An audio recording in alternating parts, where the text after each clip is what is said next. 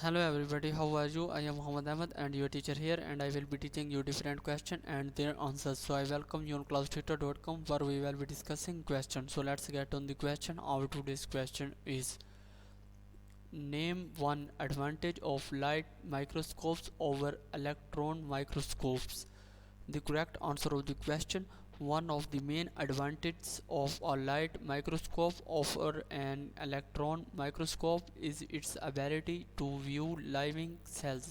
It can show the normal behavior and processes of living cells under it, unlike electron microscopes that require the specimen to be placed in a vacuum, killing the live cells.